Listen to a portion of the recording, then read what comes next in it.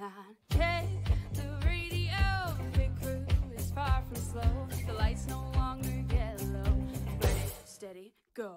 Crank it up. Oh, it's racing. Crank it up.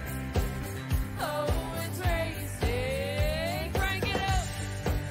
Oh, it's racing. Crank it up. Oh, it's racing.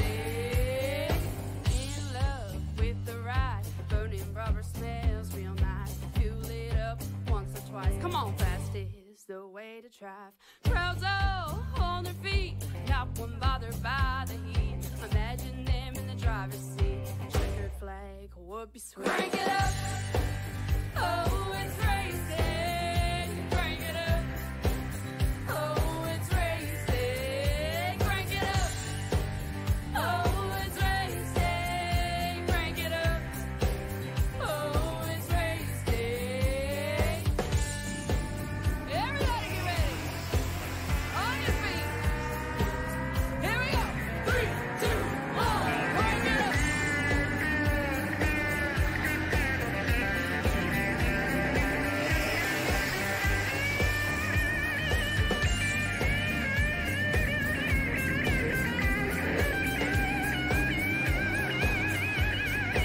There are certain names in all of sports that come to mind when you think of the greats. But perhaps there is a name in motorsports that strikes fear, beauty, and awe into anybody who dare claims enter its doors in the pursuit of speed and power.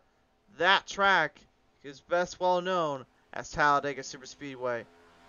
Hello everyone, and welcome back here to PTM Racing TV live here for GOAT Racing League Global Team Strategy Next Gen Cup Series here live here on the show, as we are currently under the midst of a qualifying session in the regime for the pursuit of a top 10s and the top 5s entering to the playoffs for the round of 8. Fastly approaches the round of 12 has begun for these drivers, and there is a who's who of drivers right now looking to make or break their day in the best way possible, with so many of them still looking to feast or famine on the challenge and on the sights and that behold on this very tough to tame, very tough to beat track.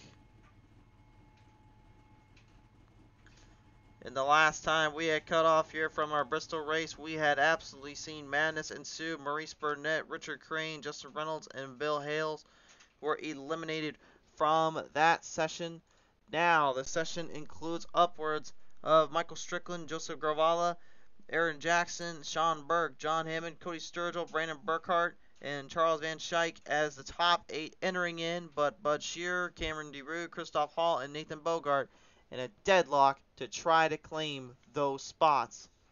And as we get ready to go on the action here, race fans, thanks for so much for tuning on in. Again, make sure if you do enjoy the show, enjoy the coverage, that you do go ahead and follow us up here on PTM Racing TV by liking and following us up here, as well as hitting that subscribe button. It certainly does help on our YouTube end, as I had to adjust something on the overlays here. Sorry for that.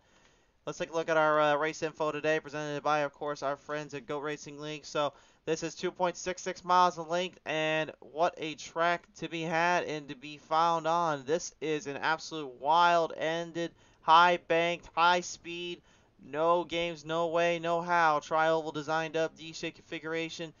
Talladega Superspeedway is looking to bring out the best and the toughest of these drivers, and they're going to be finding that out the hard way in just a few short minutes as we get to now our gridding order. On the pole to start this one out today, it's the 19, Tyler Dalton, and the outside of him, number 14 is Joey Gattina. Row number 2 is going to be John Hickman Jr. in the 60. Outside of them in the 90 is Bobby Westell. And rubber number 3 is going to be the 43, Samuel Harrell. On the outside of them in the 47, Joseph Gravala. Row number 4 is Dylan Hervat, and returning to the show in the number 6 outside of them in the 76, it's Mark Rodigan. Row 5 sees John Hammond in the 13, outside of them in the number 1, Ron Holyfield.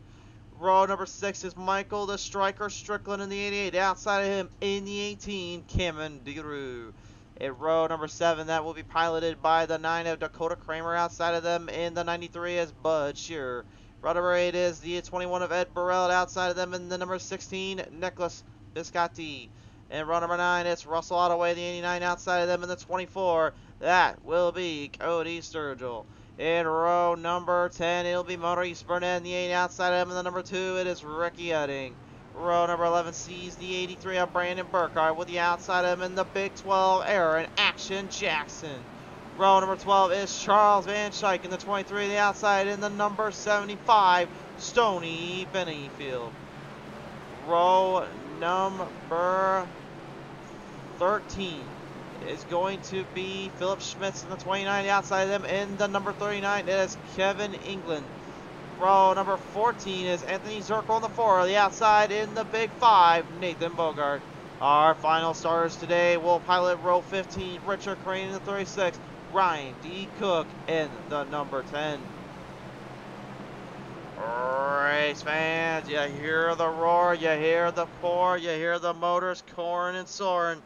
This is their time, this is their place, this is their battlefield. Talladega Superspeedway is on their feet, jumping for joy, preparing for the action at hand.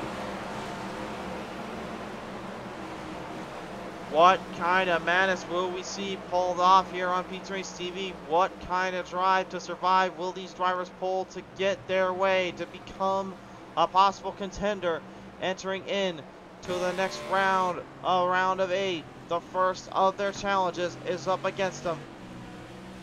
A track so divisive, so tough to tame, so tough to beat. Anybody can win here. Anybody can find the right time and the right opportunity to strike, no matter their skill level or their power. But unfortunately for them, if you dare test this track with this car, you best know how to run with the greats, because only the best have been able to survive and conquer Talladega.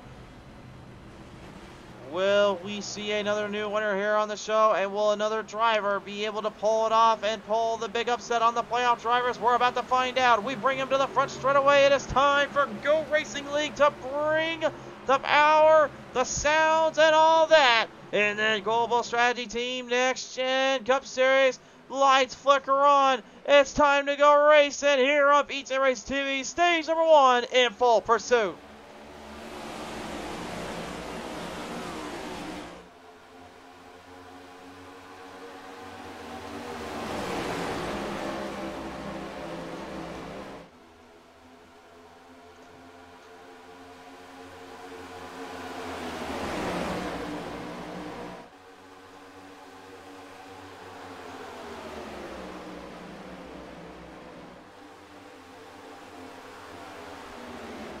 And the pursuit starts early for these drivers as we line them down to the ends and through the playing fields. Hot start out of the gate for the leaders up top, but right now, so far, it is very early to even try to give them any kind of glimpse or any kind of ideals. Lap 20 will be our stage break for the first stage. The next stage break on lap number 45. And from there, well, you better figure out how your pit strategies are going to be by then, because that will be your saving grace. Everybody can be so rounded and so wound up there. Some that are playing up on the top side right now currently are already trying to look at the overall picture, which is that fuel run, but also that push and shoving kind of mentality you're going to deal with on these play tracks, and especially here on this kind of a track in this playing field. Nicholas Biscotti, the number 16's onboard camera right now, showing the number 12 Aaron Action Jackson starting to make the way to the chains. Biscotti seemingly kind of staying out of trouble to start. Doesn't want to get himself into too much of a mess or really try to deal with anything too much in the pressure zone.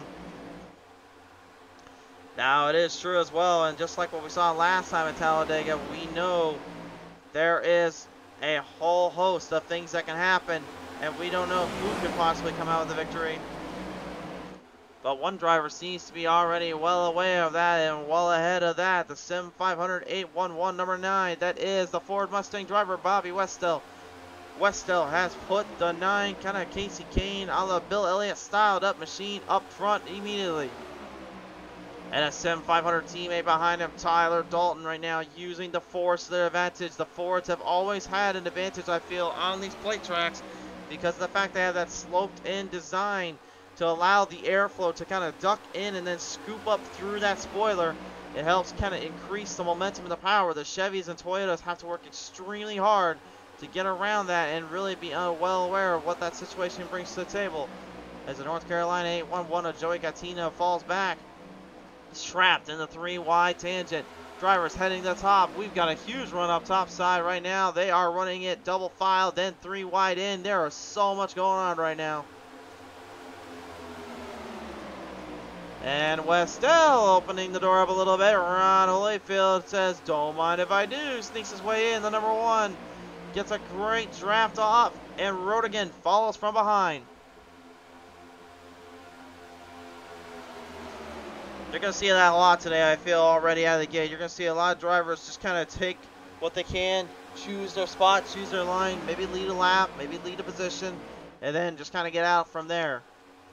I think their biggest thing right now is focusing on what their overall picture and strategy is. And wait a minute, I don't know what kind of strategy this is, but we got 6 drivers already in pit road. Samuel Harrell, Cody Sturgill, Dakota Kramer, Maurice Burnett, Russell Ottaway, and Ryan D. Cook are already in pit road, folks. What on earth? Okay, I'm all for strategies early on, but I don't know if I would have thrown that one to the wire that early. That's a very, very big call there. I'm not saying that's not a possible winning formula, but that is a very, very bold risk. Depending on how wise it is, depends on their favors. But again, that was not for tires. That was all for fuel. I think they're strategizing above all else to try to get an advantage. I think what they're up to is they're going to hopefully think it's going to stay green for stage 1. They'll allow them to open the door up and give them a chance. When everyone goes into pit road, they can come back, seize it, because we know with these next-gen Cup cars, they're not exactly the easiest to push. So a strategy like this early on, man, that's a hard sell. But I mean, if you're willing to put up the risk, you're willing to put up the fight, by all means, my friends, have at it. Speaking of having at it, how about last time we were here at Talladega? These Goat Racing League boys were our teams to watch, but that was with the next was with the Truck Series. And my, did we have a show there. A wild, chaotic finish there, coming down through turn number 3 into turn number 4. Saw only 3 drivers escape the packs, 2 of them which going straight to the line, looking for the opportunity to strike and making for everything they could. It was certainly a telling of the tale and a telling of the signs what we possibly could see in these next-gen Cup cars. And they said, too, and I quote, it's not quite going to be the same, but they are very well aware they can make it work.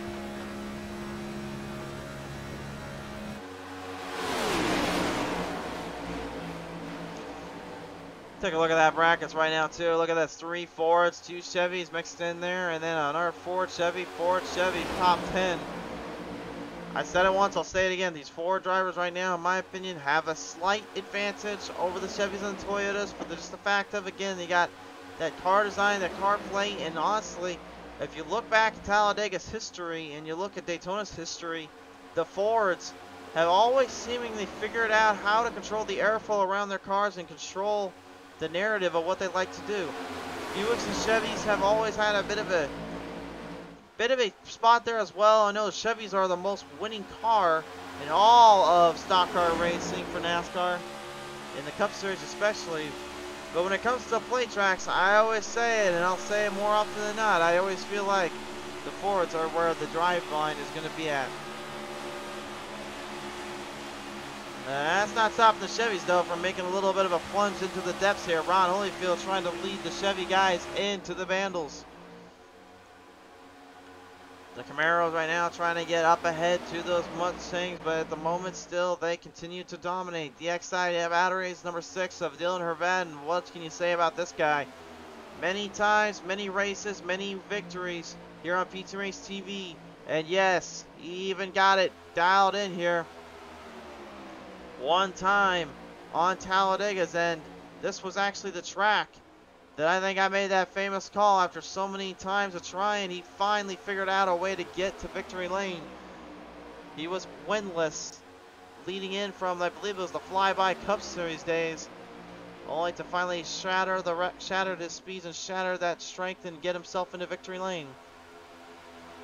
He knows a thing or two about this track, and right now he's working extremely closely with Bobby Westell to try to keep the momentum up. And I'm honestly surprised how far these guys are going up. It seems though that bottom lane may not be working to the extent they wanted to, which is ironic because we've seen before where the bottom line usually is where most drivers can gain their speed and gain their traction. Only when you had to go to the outside line was when you had to make an absolute daredevil pass or a daredevil push. But you knew that wall was always there. And it was just creeping up on you, just making sure it had a little bit something for you. Nikki Farrell comes on board saying, hashtag Dakota. Nikki, great to have you back on board today.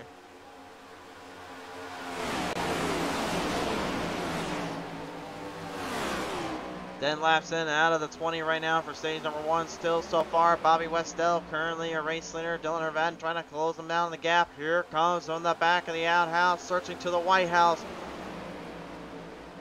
Well, it may not be their birthday like the Marines, but the U.S. Navy certainly seems to be rolling in the boats. The Navy camp is being led by the man in the front in the big blue and yellow. Richard Crane has got a charge, and he is leading the pack with a little bit of help as well from a fellow military and the number 21. Right behind him, that's Ed Burrell right now looking to keep his momentum going. The 29 of Phil Schmitz falls in as well. The Frog Allen Brewing Company, though, have got the Navy camp and sealed up. Crane to the bottom. And I think Hervatin starting to feel the pressure. The big push is coming to the 9. As Westell sees what's coming, and here comes Crane from the bottom legs in the bottom lane. He's coming for the lead. Crane with a huge drop back and a huge push, and oh yeah, by the way, he was starting at 29th tonight, folks. He started in the extreme outhouse of the outhouses you can go, and he is right now nearly in that lead of progression. But thanks to Hervatin, Westell was able to get a good push back, and so was the help from Dalton and Udding up there. That outside line is not giving anything up on those bottom lane drivers. I think the bottom feeders right now may need to rethink their strategy, maybe get another big pack going. Again, it is early though, so that may be why they're being a little bit more cautious, maybe a little bit more on ease. Let's take the onboard camera here at John Hickman Jr. He's getting a good look at everybody right now, just where they're playing at, where they're sizing each other up from.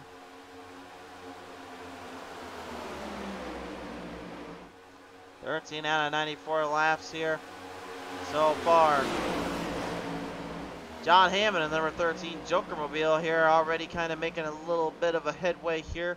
Hammond's one of those guys that I've kind of noticed as of late. He's almost like, he's like this driver that I just cannot get an inch off of. It's like every time he feels like he has an inch to get moving, he just literally scratches up a storm so much that I think honestly most people don't even realize he's coming till it's too little too late. And then at some other times, like, he's just quiet. Like, he just does not make a single sound, doesn't make a single noise. And then all of a sudden, like a thief in the night, he just strikes when you least expect it. And then all of a sudden you hear all the ruckus there coming from the rooms of the kitchen. You know who's there because now he's up there. He's kind of one of those weird drivers I can't really put my finger on. I can't really explain it. But he does such a great job at performing at that high level and that high stake that it just kind of works for him.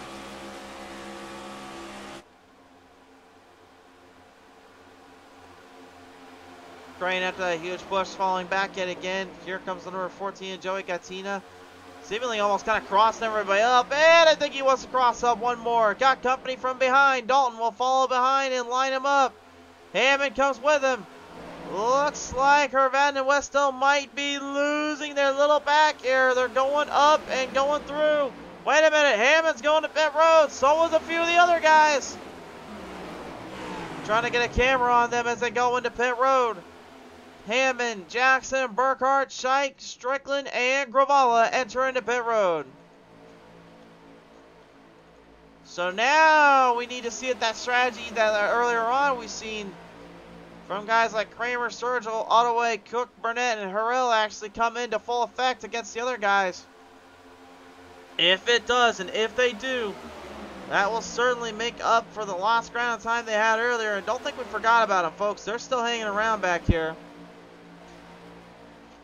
Ottaway, Cook, Burnett, Harrell, they are right now in that mix. Kramer, Sturgill, also trying to fight their way back up as they're going to pass the guys that are in pit road right now.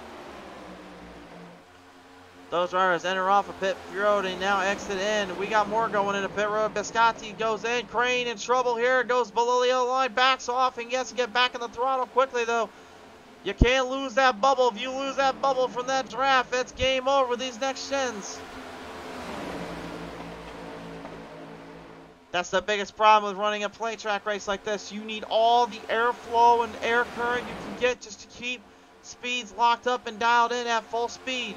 Dylan Hervadnian, your new leader, as Joey Gattina and Bobby Westell take a back seat to the 6 backside batteries machine. Well, the 811 number 14 North Carolina driver is not exactly living that alone. And look at this now. Westell and a whole lot of them going to pit road. Hervadnian will stay out. Udding, Rodigan will stay out. A lot, though, are going to pit road again. And again, may we remind you, those that went into pit road only on like lap 4 have now seized opportunity. Now they're seizing momentum. And I think they're about to seize a whole lot more than we realize here. Hervadnian, Udding, and Rodigan maybe right now thinking they're kind of trapped in a boxing fight with Mike Tyson. The only problem is Tyson don't have gloves on. That's not exactly a matchup I would want to be in, much less any time I'd ever want to deal with or think about. And I think that's what these guys are feeling on the pressure right now. Michael Strickland, you're getting Ricardo Escobedo in here. Michael, thanks for tuning on in and racing out here tonight, buddy. Hervadnian must go into pit road. He's going to be all alone with Rodigan here.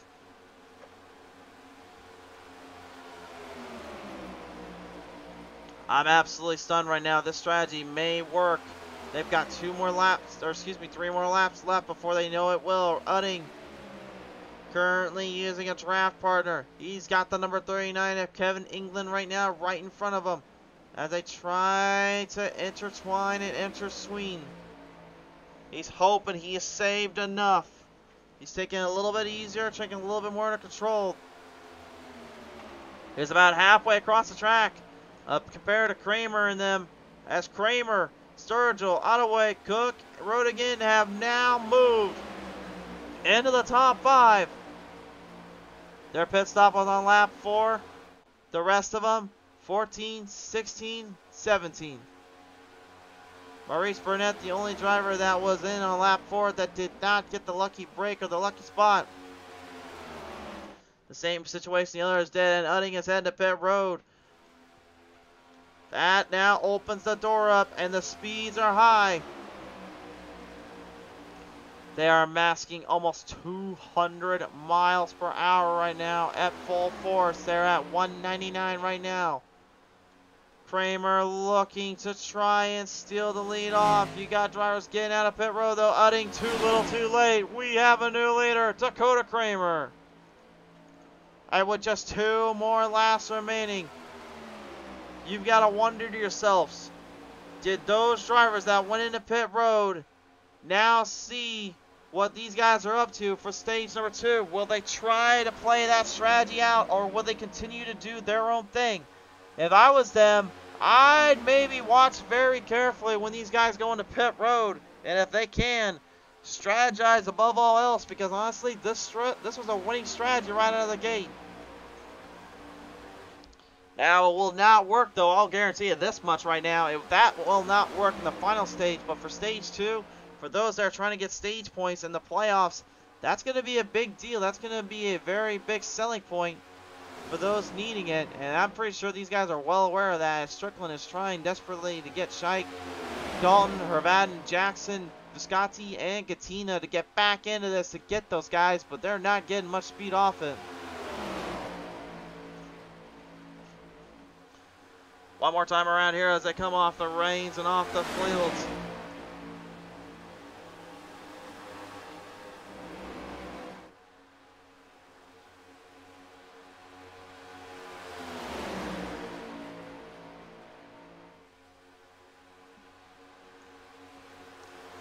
Final time around. Big push up there for the 24 Kramer. Setting Sturgill up, and Sturgill single-handedly will get the stage points. A very big stage points battle there for Sturgill.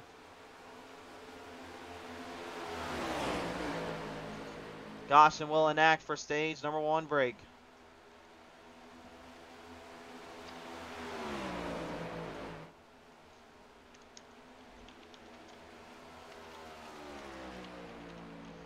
Well, we said earlier, it's a team sport, it's a team deal. Sturgill, we're aware of that.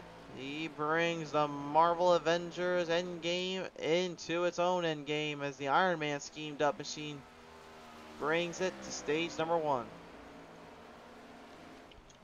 Very interesting to see out of the gate here what these guys will do in order to amass those points and in order to claim the fame and claim the drive. But that makes me wonder even more now than ever. Will they be able to continue that on?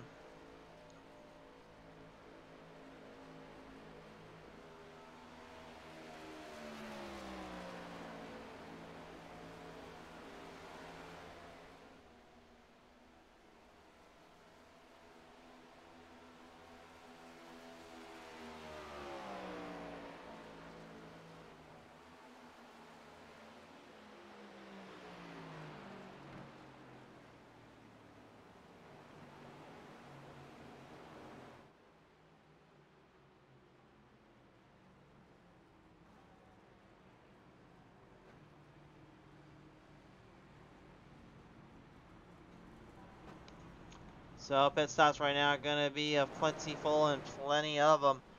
I think a lot of guys right now are probably just trying to figure out what the heck they're going to do on the strategies or if they stay on out.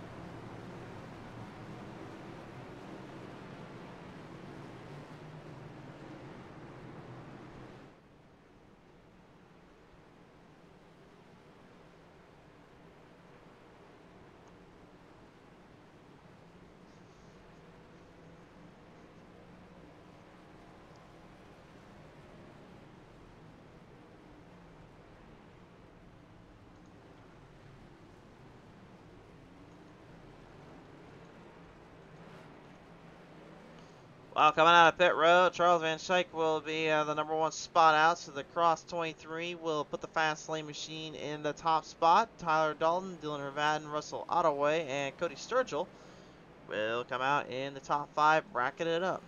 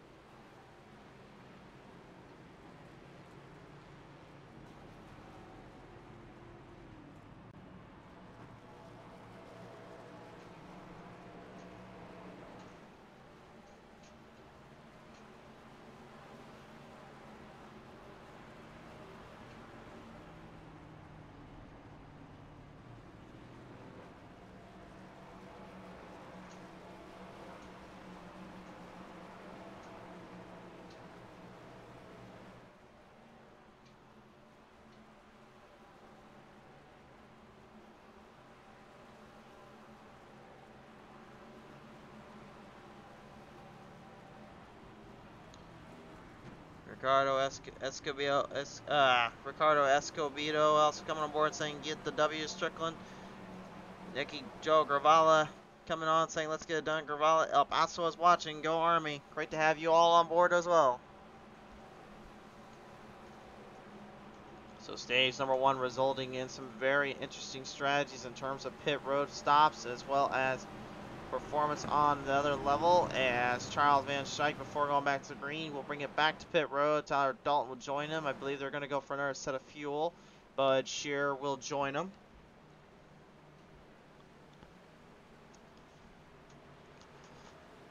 Yeah, these guys right now, more than anything, they are prioritizing the fuel. They are prioritizing their run. You may be wondering at home, well, why are they doing that? Like, what's the point? Well, again, got to remember, they're on a set limit. They're on only a set tank here.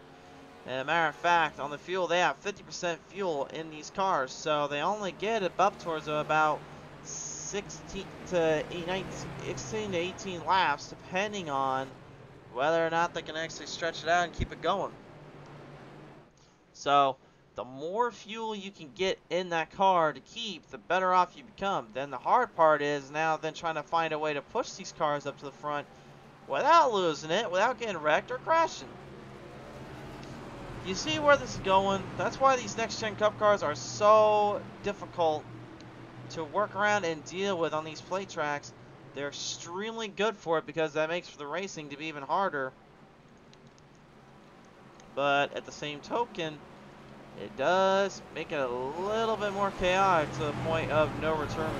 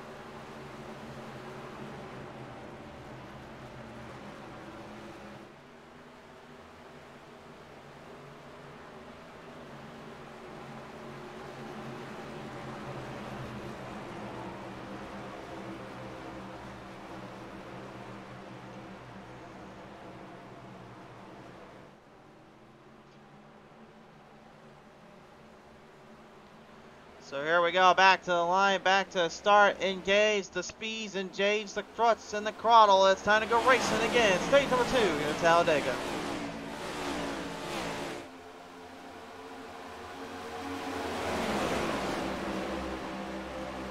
The pressure's on right now here for our playoff drivers. Now they got to really start to put a foot on the gas pedal. They got to really start looking at the overall picture, knowing that they've got a lot at stake and a lot going on. They need to be very focused.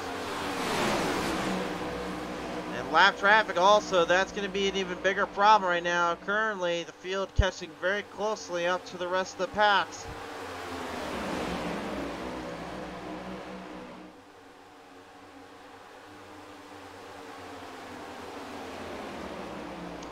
Yeah, you got 30 drivers really in this series and in this show right now. You got a who's who of drivers in this case, in this battle.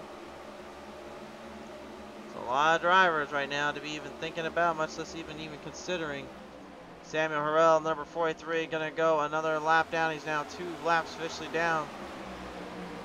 And the Rockstar Energy Drink 43, I don't know how long it's been since I've heard anything about Rockstar. Actually, just no offense to them, but usually you hear Monster Energy here in the motorsport world. Don't hear too much of Rockstar unless you're on the off-road racing series kind of tours. That's the only time I ever hear about them. But nevertheless, they're making the 43 machine kind of moving in and kind of stabilize down. He's currently 2 laps down. He's going to hope for a break here. As the striker, Michael Strickland, has got a very famed up scheme in its own right, the Mountain Dew 88. I think you guys may know where that one comes from, but if you don't know, it comes from their good friend and old pal, Dale Earnhardt Jr. Nicky Farrell saying, let's go Kramer, some love down there to the Kramer camp. Kramer right now currently in almost the top 10 bracket, the number 9. He had pretty much surrendered the lead there on the final lap of stage number 1 to Cody Sturgill. Kramer, though, looking to maybe get himself back into that fight, back into that drive, as he's currently in the middle of the pack in the field, kind of watching him carefully here. I think they're well aware of that little strategy he pulled on all of them. They're out of the gate. Dylan Hervatin certainly probably thinking about that too. Sturgill, though, right behind Hervatin. This is your battle for the lead. Hervatin leads it.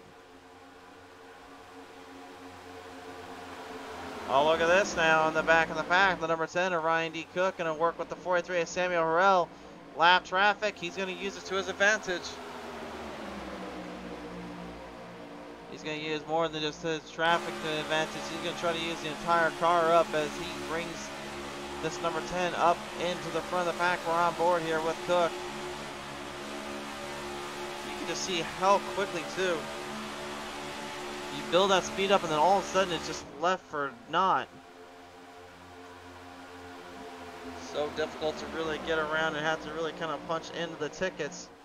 The 89 of Russell Ottaway, though, now moves his shades ahead. He's lined up there behind the 43 of Samuel Harrell here as these guys are currently in a dogfight, just trying to get a run up to the top and a run up through the speeds. Hervatin may start to feel a little bit of pressure.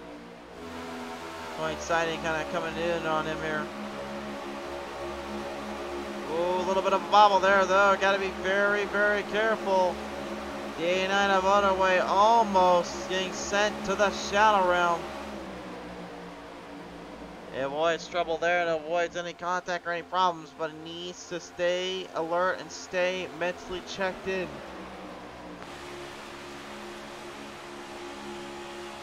Nathan Bogart, the number 5 right now, currently in the National Guard.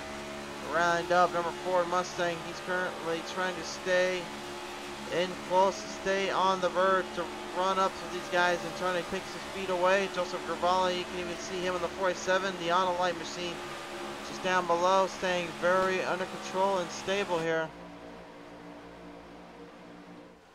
Nicholas Biscotti, we saw him really making a great charge there in the middle part of stage 1. Looks like the 16 G Fuel machine having no troubles here in stage number 2 as we're approaching the halfway marker.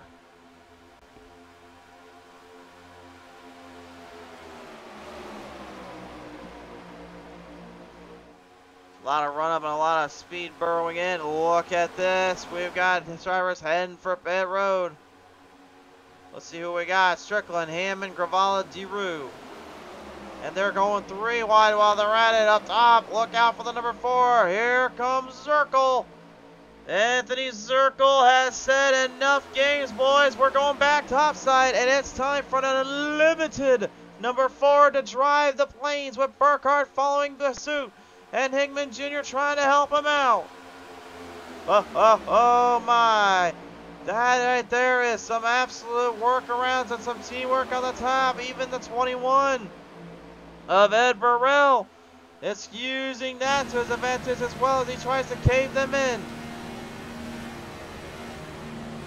The Victrex, number 60 of Hickman Jr. right now trying to get some momentum burrowed up. Drivers heading back to pit road. Looks like it'll be Sturgill, Ottaway, and Cook, Kramer, and Schmitz going into pit road this time.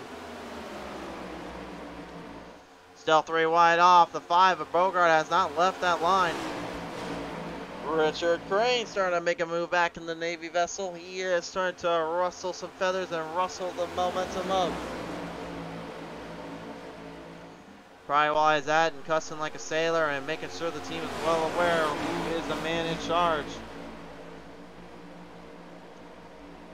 Look at how far these guys are spread out right now. Earlier on, you've seen how tight and close up they were. Now they are starting to spread it just a little bit out. I think their main focus and goal at this point is to just kind of stay under control and stay in rhythm with one another. That's a big, tough deal, though, because, again, a lot of times you want to try to push your limits and try to push yourself as far as you can go. Joey Gattina, Ed Burrell, John Hickman Jr., Tyler Dalton, Bobby Westell, and Ron Holyfield are going to head to pit road now.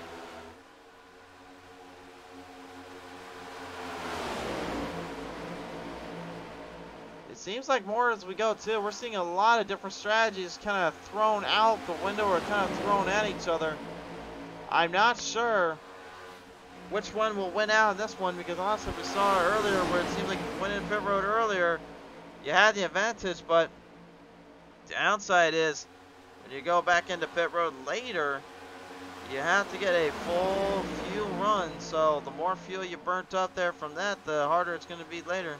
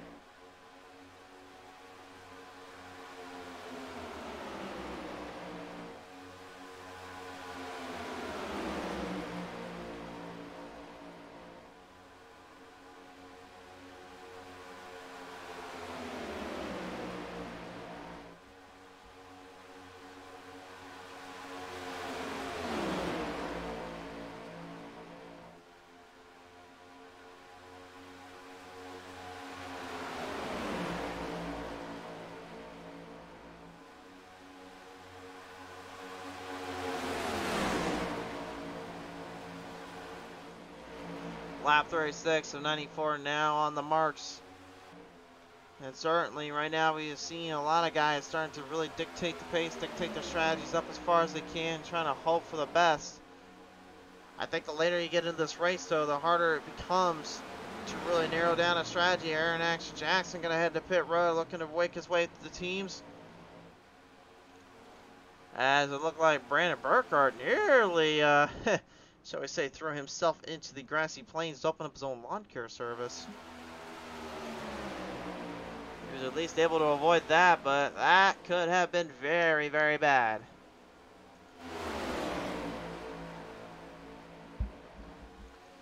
Nathan Bogart right now, the number 5, currently leading back here to get to Biscotti. Wait a minute, what's going on with Biscotti? What has gone wrong with Biscotti?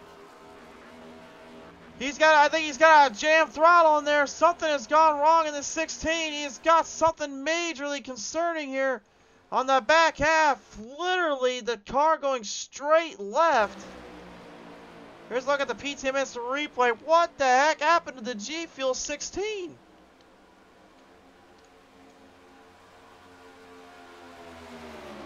You can see he was driving down left. Look at this. Wheel left stuck. He's got that wheel locked. Bam! Something going horribly wrong with Biscotti. He goes into pit road and something is not right inside the cockpit. We'll take one more look at it. This is not what you usually see out of him, or usually what you see in general. There's the wheel and it just, everything locks up. You can see he's in 5th gear.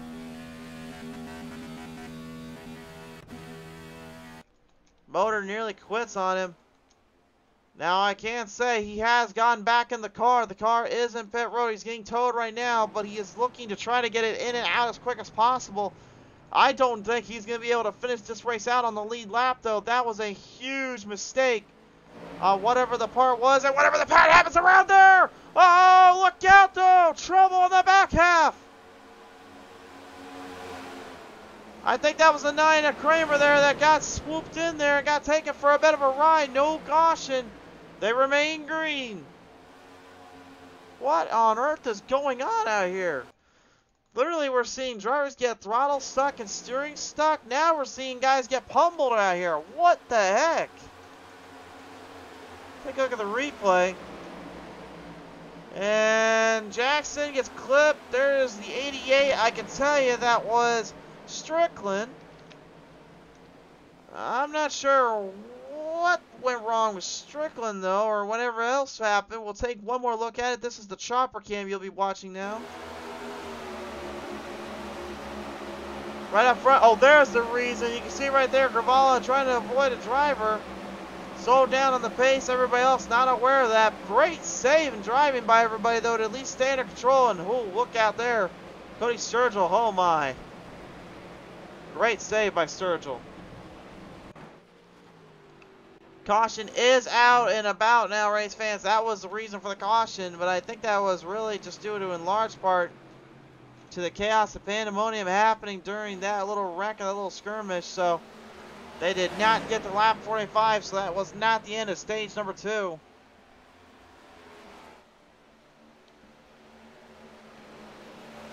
Nikki's still rooting on her boy down there in Kramer. Kramer might need a little bit of love too, because honestly that was not good for him and his team. But this caution, though, certainly saves him.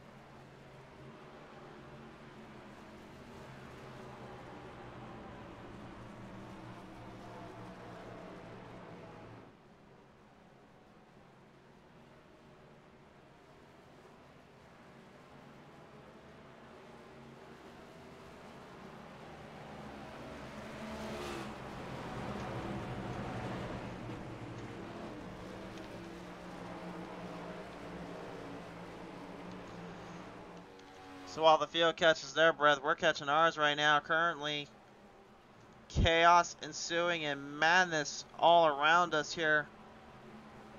A bit of a panic and a bit of a troublesome slate there. Caution thrown out to try to get these guys cooled up and not get into any more trouble than they already were in. Was a bit wild and really couldn't do anything else to do.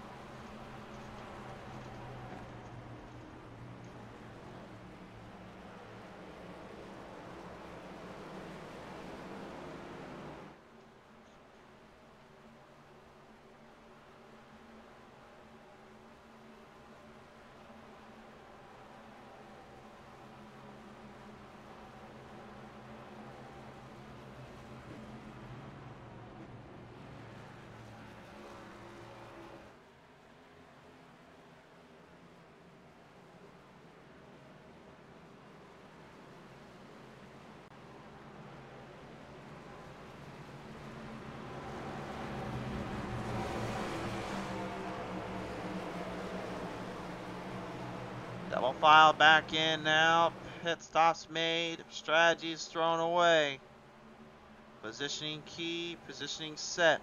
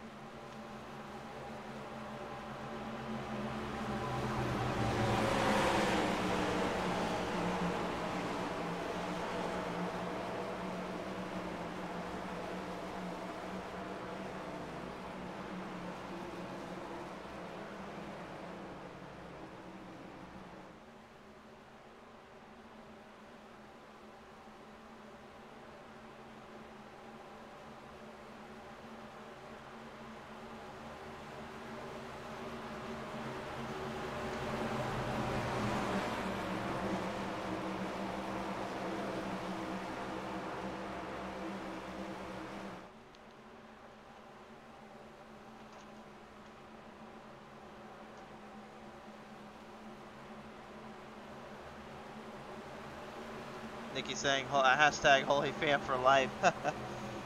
Well, gotta respect the commitment there. Well, they got about 3 laps remaining here in stage number 2. Tyler Dalton, Bobby Westell will be the front runners to coalition this one up.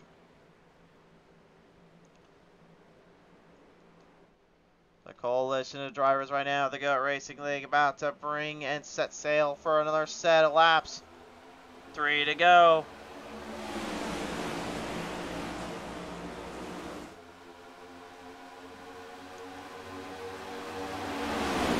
AMR Paintworks saying, let's go Striker.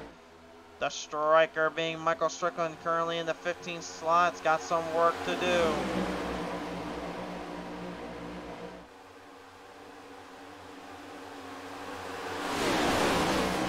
Drivers getting very eager, some here right now.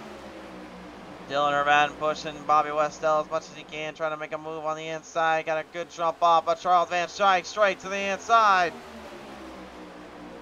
And that cross Insurance 23 found his rhythm, found his punch. Everybody behind him, 4 wide off. Corner down through that, a turn 4 to the front straightaway. Close and compacted here at the track. Now it's a tandem draft battle as they are still 4 wide off. Look out down there. That's not where you want to be. John Hammond taken down yet again in the 13, trying to save it. How is he even still driving is beyond me. No caution. But he's going to need to get up to speed and get up to pace really quickly if he doesn't want to get but a lap down. That's such as for certain. These guys are pushing and shoving for everything they got here. The stage points on the line. Charles Van Schaik could increase the points gap and increase his point chances. He needs all the help he can get. Lining him down. 1 more lap to go in stage number 2.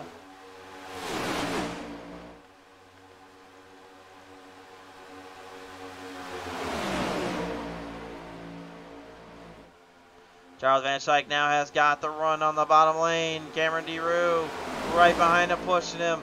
The middle lane is Bobby Westell with some little help from the 6th of Mr. Dylan Herbat. Top side, though, now looking like they want a piece of the charge.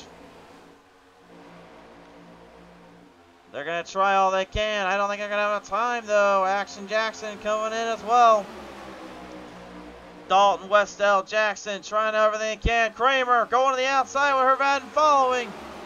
But maybe a little too late. Herbatin squeaks by and steals the gap off the front straightaway to the finish. Charles Van Schaik will take stage 2 home.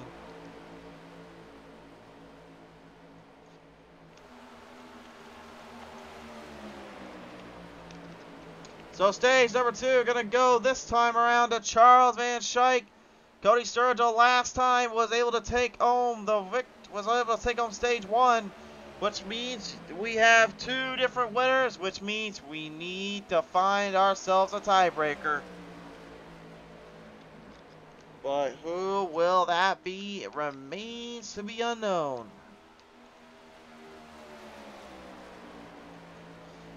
But man, talk about an absolute leg up in terms of scope, in terms of action there in the second stage. We had a little bit of a wild little push-up and a little bit of a drive there for some of these guys. But that did not stop them from making some impressive corners and some impressive fights to the ends.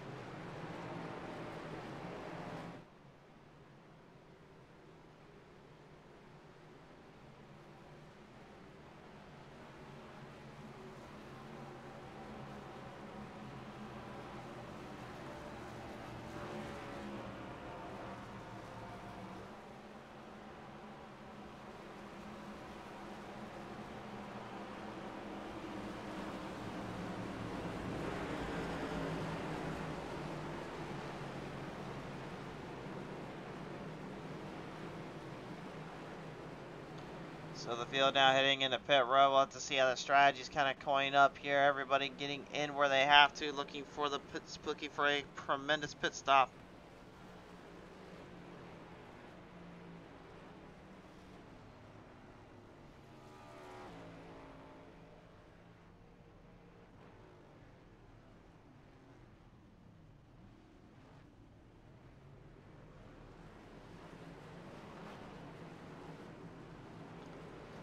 Joey Gattino's going to win this one out of pit road. Michael Strickland, the striker, gets second. Sturgill will get the fourth spot. Jackson fourth.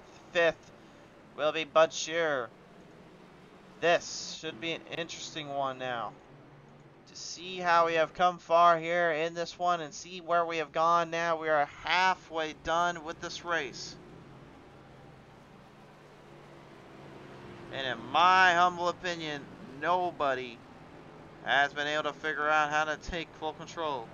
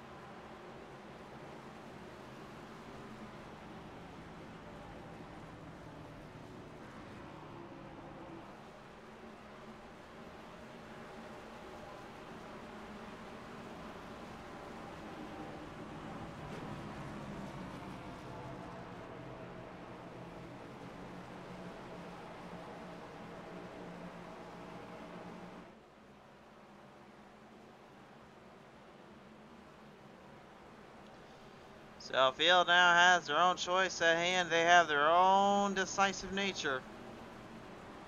The rest is on them to choose when they want to kill for like and go for air. Nick Visconti says my steering wheel overheated and shut off. Nick, that is a tough break there to hear, sir. We certainly hope you are okay though, and hopefully your wrist didn't kind of break when you wrecked out there too, sir. Yeah, but I say it, folks. I've got a brand new base and everything I'm running on right now, and I'm not going to say by who, but you'll see that on my YouTube channel if you ever wanted to visit it, but that's beyond the point. With what I've got, though, and everything, with my CSL Direct Drive I use, which anybody knows how those things are, that thing sometimes will break my wrist if I'm not careful out there.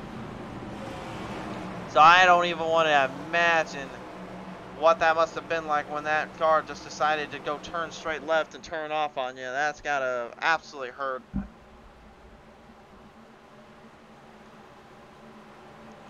But we are good. No, at least he's able to use his fingers and hands to talk with us here. So, Wisconsin, hope you're doing all right there, buddy.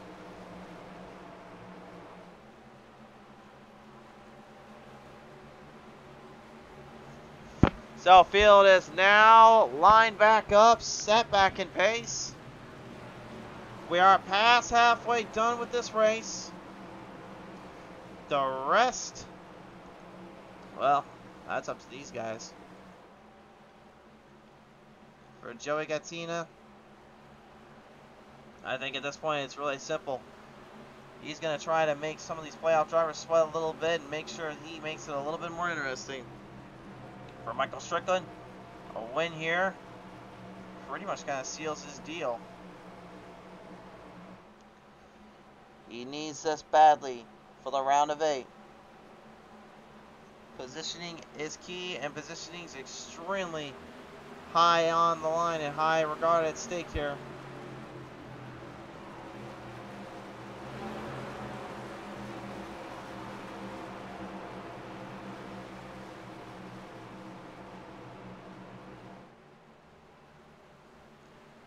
Off the distance down and turn number 4 off the front straightaway for the next time, maybe the last time now. Final stage is up for grabs.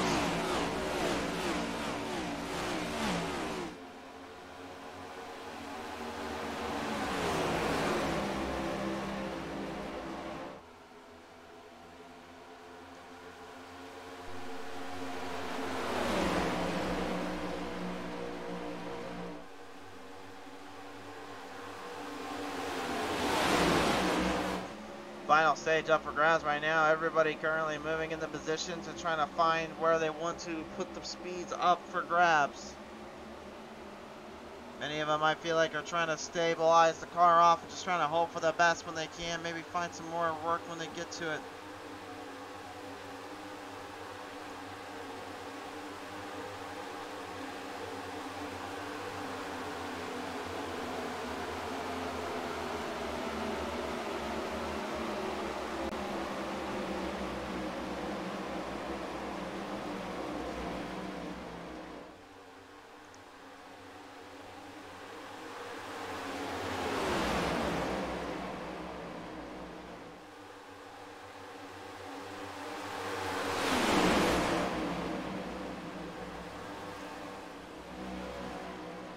Got some movement up top side here. Some guys are going extremely up the outside line looking for a bargain bin. John Hammond earlier on trying to do the same with them.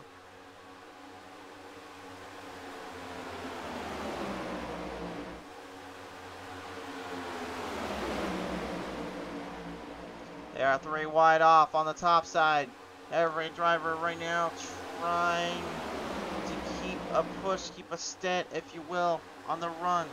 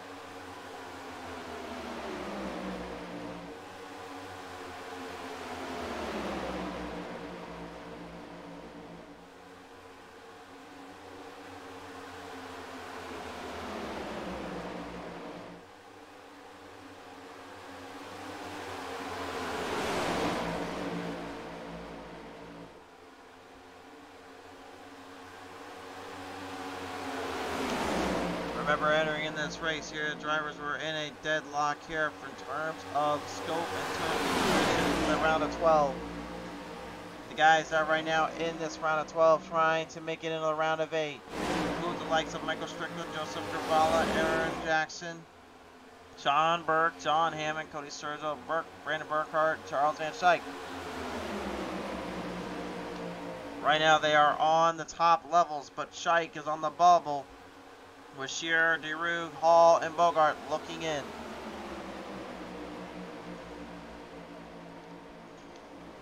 Looking to get in and looking to take control of their season and their scope. Right now, though, it is Strickland, their new leader.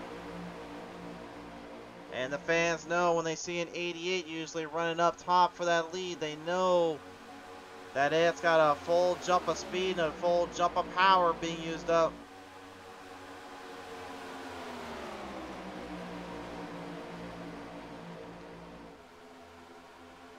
The striker and Hammond right now trying to deliver the goods.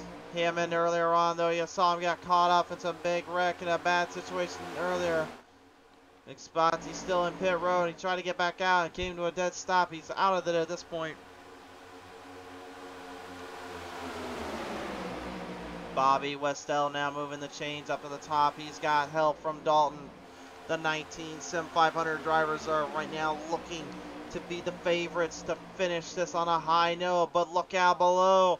It's a lone Canadian from our friends up north. It's Bud Shearer now moving the chains as the National Guard 5 comes behind. The RBS 93 right now trying to use a little bit of the side draft up top, but can't quite get the speed to whip up.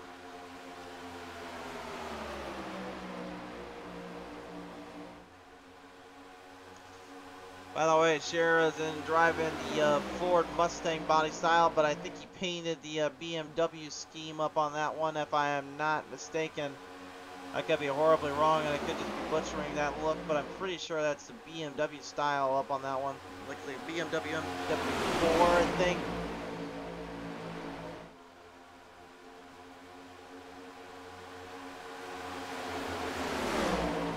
Moving the chains up top side. Ron Holyfield as well, also making a bit of a jump off top side. Some guys kind of laying low back there, some just packing them up on the front half, and there is a whole host of drivers looking to try to make do what they got. Pit stops a many and pit stops a few still need to be done and completed. Oh, but I think they're going to have a chance to do it now. Trouble! Hammond again involved in the wreck. Caution's out.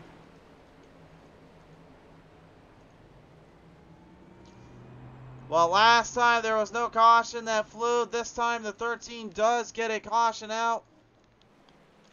And it looks like that was due to a very little subtle hit there, unfortunately, that he had no control of.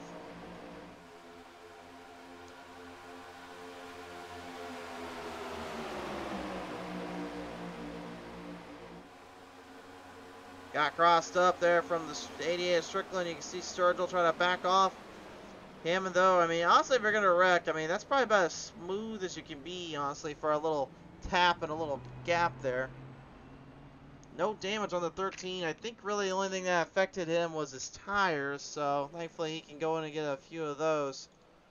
They are allowed a maximum of, well, actually they don't have any limits on those tires, it looks like.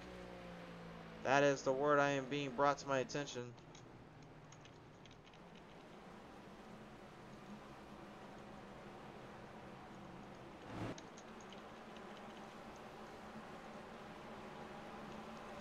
Question is, who is even going to be able to use those tires, in my opinion? That's the thing. Again, talking about a track that you really don't need tire wear to worry about. You're more worried about the fuel and the inner lines. Until you drive something like a open wheel car or you drive an 87 Cup car here, tire wear is really not a big deal.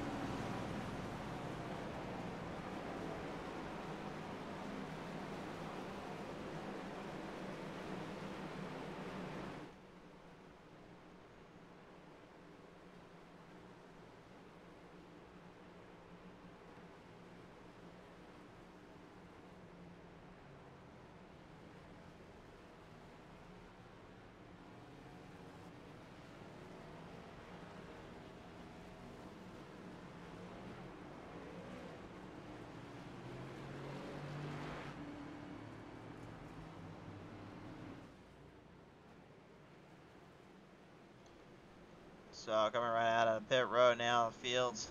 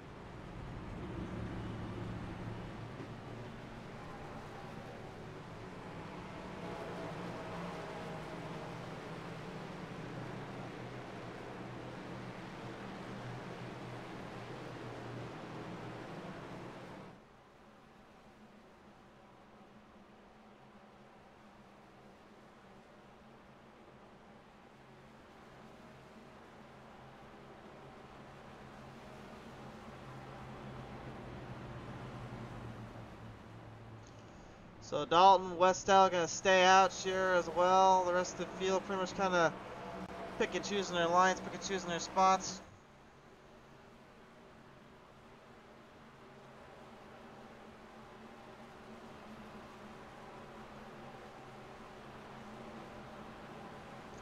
So much up for grabs right now, and still a lot of heavy hitters currently trying to take control of their positions, of their powers, and seeing who will be able to outwit the other.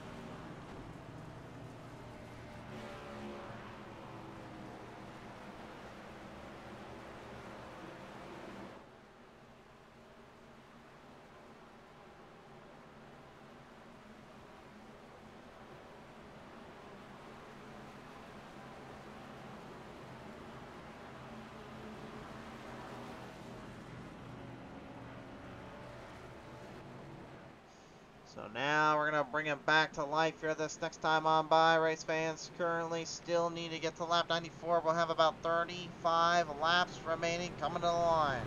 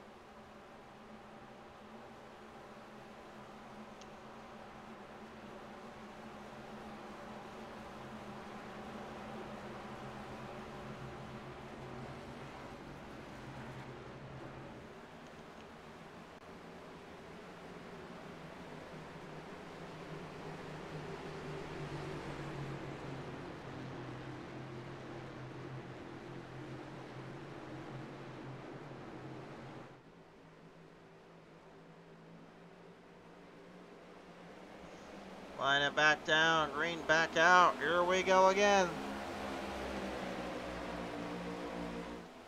Oh, and that's not the start we were looking for either. Caution back out. The 12 Aaron Jackson spinning it right in front of the field.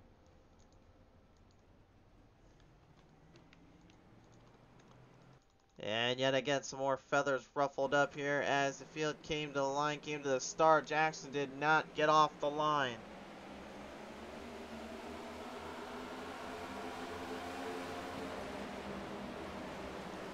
Looks like maybe a misshift there on the 12. Jackson, unfortunately, kind of stuck between a rock and a hard place there and ended up having Hervatin kind of finish him off there as he was already loose. Here's one more look at it.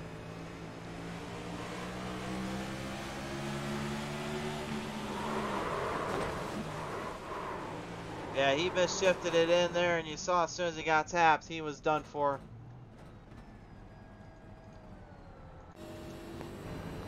And the longer they wait, by the way, to get back to the green, the more the fuel efficiency and the more it becomes more difficult to really time the strategy here. I think the drivers are well aware of that, but I think they also are trying to keep a close eye on not letting that get the better of them. They need to be very, very careful here.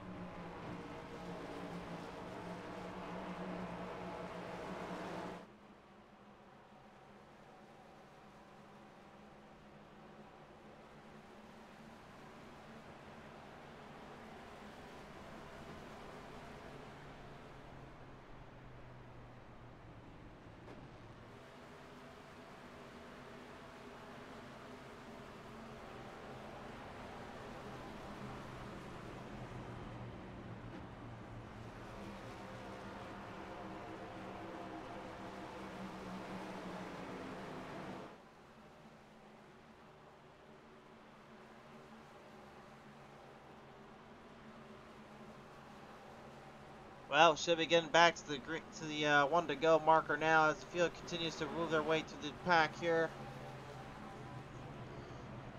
Everybody that got involved in a little mess up there have either gone through their positions or gone through their ideals and logic with the pit strategy. Some still pitting in and pitting out right now.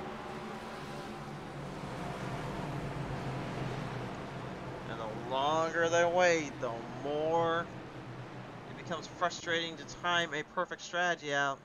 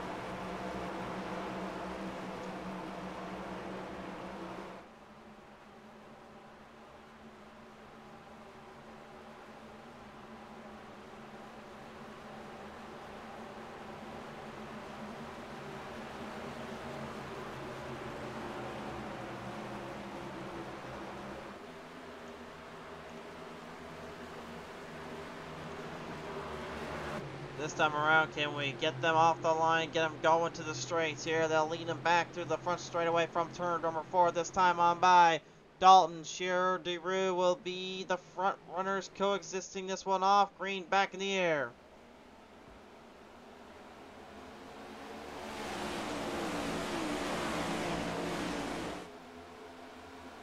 Much better start.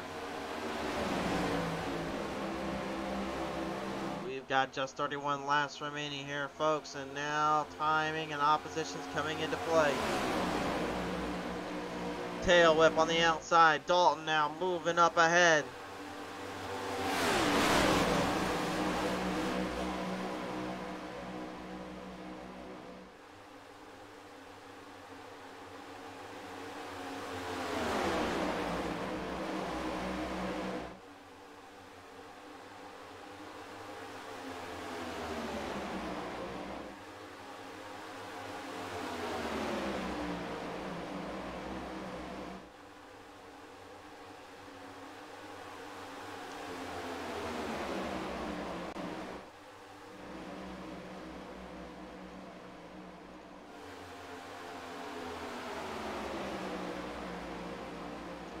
But Shearer, the 93 right now, currently whipping it back and down on the track. Ricky Utting up ahead of him here as they are continuously trying to push the bottom lane agenda.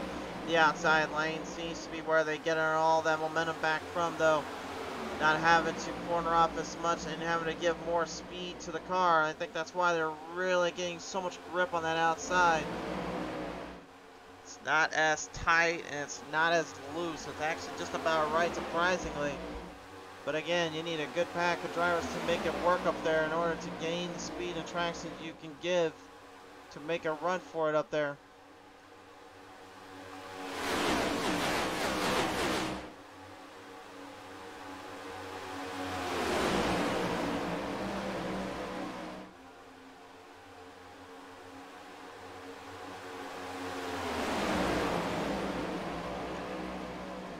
Momentum starting to shift. Dalton right now dealing with pressure on the bottom here. Utting is getting a good close ground and clearance, but now slowed back down again. I thought honestly the way it looked out at turn number 2, he might have had something coming here for the rest of the crew, but no, he loses it in that turn once more. Big push and shove from Shearer. Sturgill right behind him trying to help him out.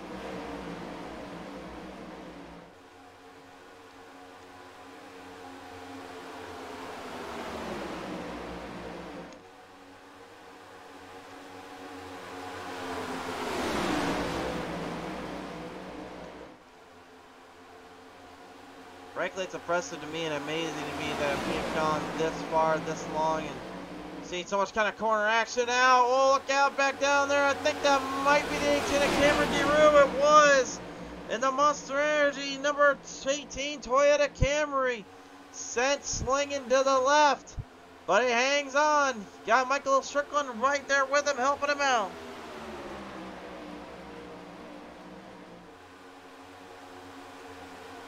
Dan Kozłowski, sorry if I say your last name wrong, but Dan Kozłowski rooting on, saying, let's go, Holy Fam Cody, and Nikki reminding him, you gotta say Kramer. Well, I had a feeling I had an idea who he was rooting for there, Nikki, but thank you for the clarification there.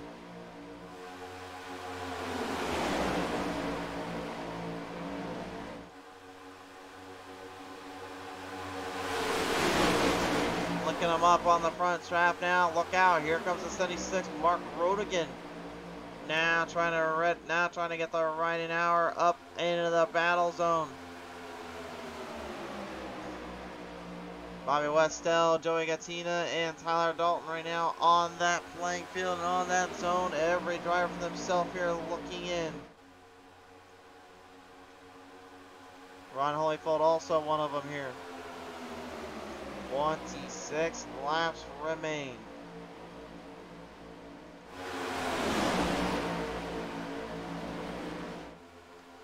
A chaotic excursion and a lot of hard racing and battling for these drivers and everybody in this position.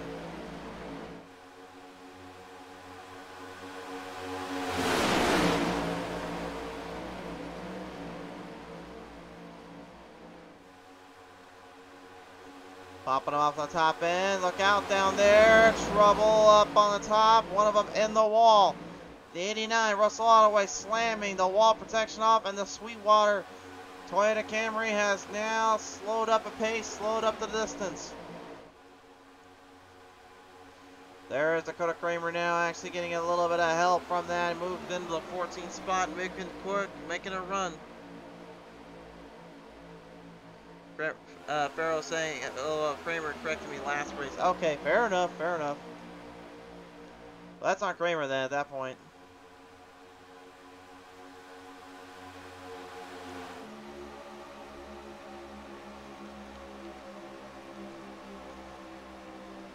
Well, while the chat has a good laugh and everyone enjoying their time on the show, I don't know how much these guys in the back and the front are enjoying themselves. Intentions and the feelings running high as they continue to try to keep pace and try to keep themselves out of trouble.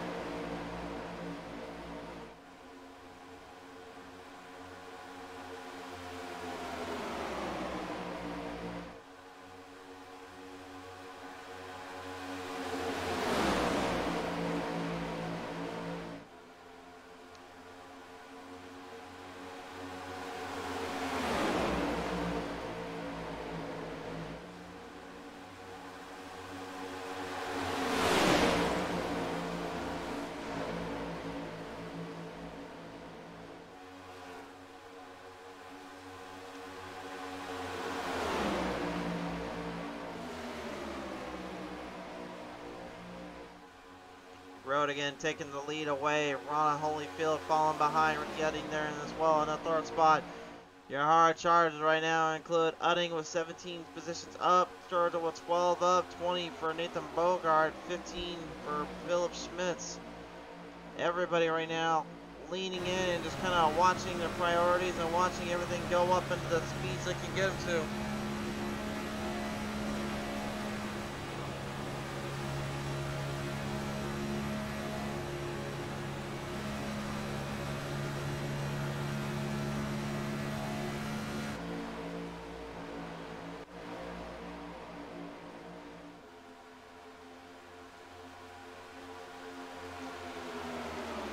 Dylan Hervad right now kind of mixing and matching it up with a 19 right behind him. Tyler Dalton trying to stable it up and keep it under control.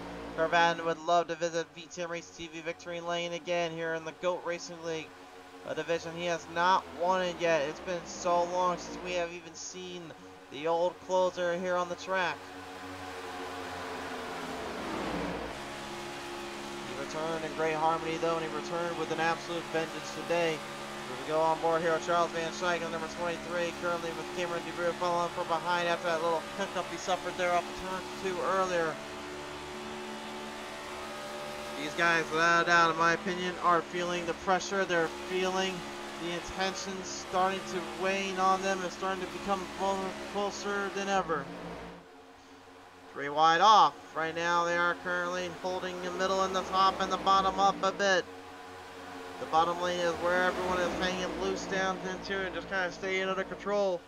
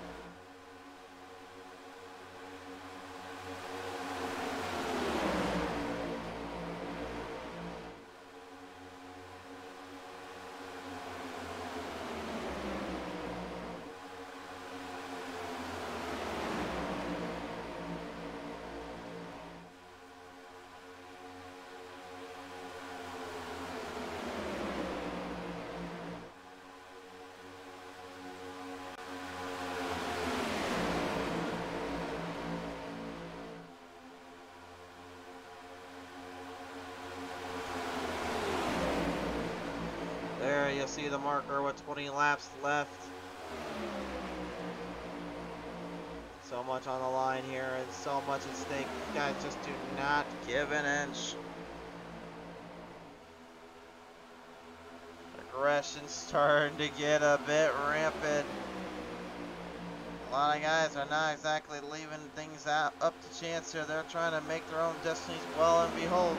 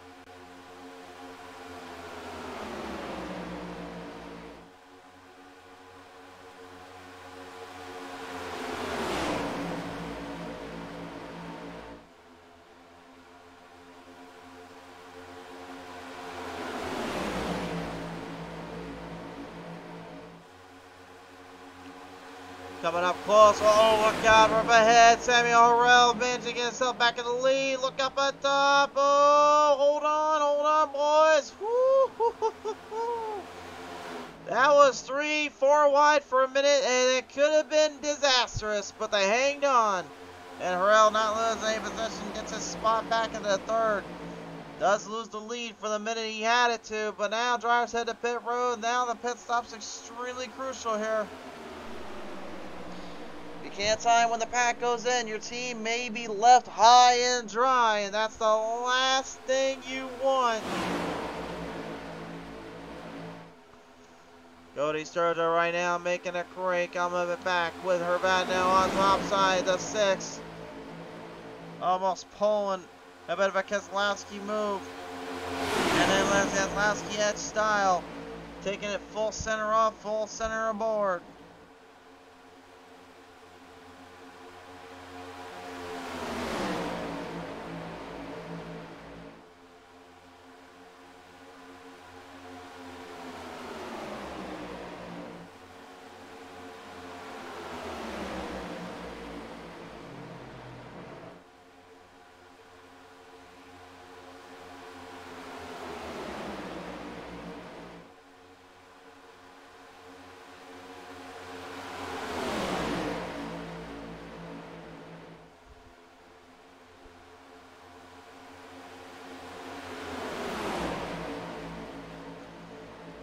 Coming around onto that front straightaway here. Field is starting to square and they can then Harrell, Udding, Sturgill, Jackson, Kramer, Burrell, and Ottaway went in last time to pit road right now. Here the field you see up ahead is currently those trying to take the lead away.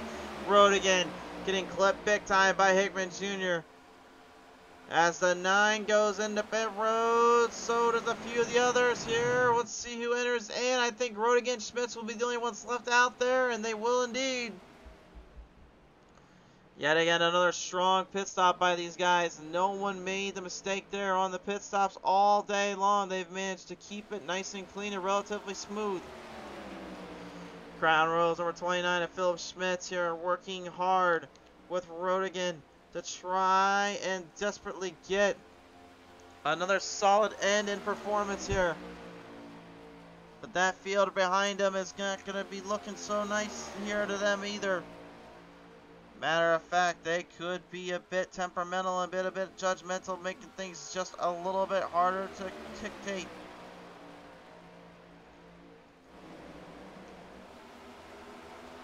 Watch for the field coming on out. This could get interesting as the field up ahead make their move. A huge lineup of drivers right now having to shift the entire field up. Rodigan Schmitz are in pit road. Right now the battle is for the race lead off right corner of the corner. Cameron DeRue, an extremely bold move to the middle, takes control. Hammond falls from behind. Strickland right there with him. That was a speed of 200 miles per hour. They clipped up right as they were coming off of turn number 2, backing him down into a corner.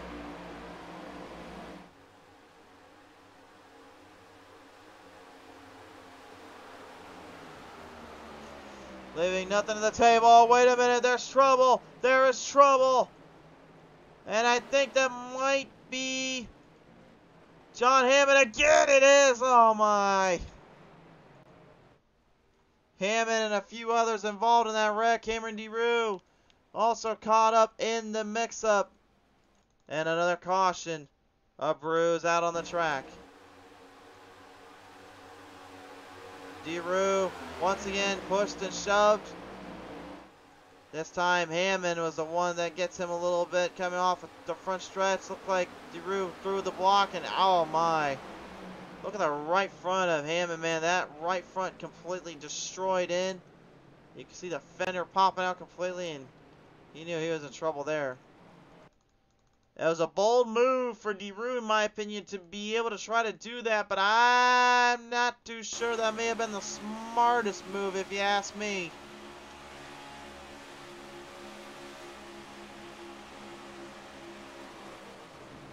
Drove up slightly, in my opinion, should have stayed a little bit lower, but probably had a little bit of that airflow kind of creep up on him. Doesn't look like the car took much damage. I think the airflow around it may have some workarounds, but that will put this pack back together, so could make for an exciting conclusion or a chaotic conclusion. Either way, you guys be the judge. This one could get wild. That's all I can say. Top 3 drivers will join us after this race here.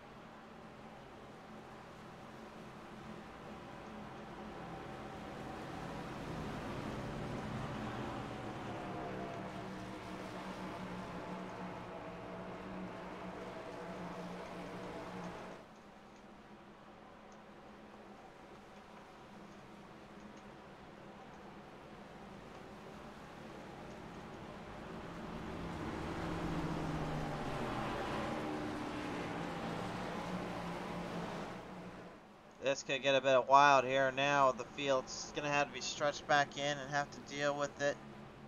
The pressure will certainly be on.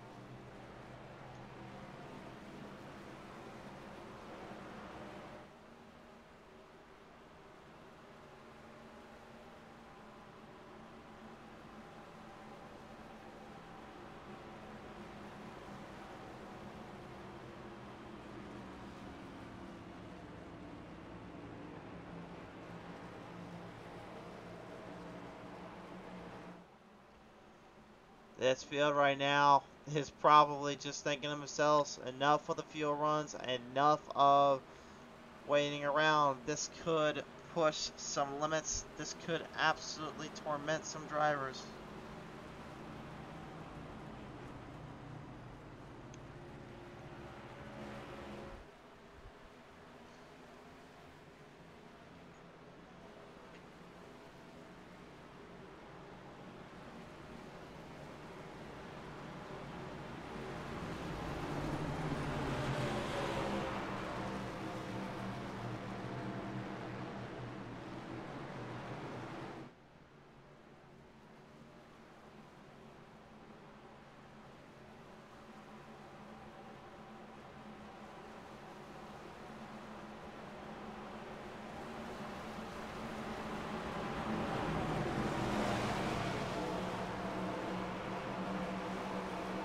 There is so much at stake.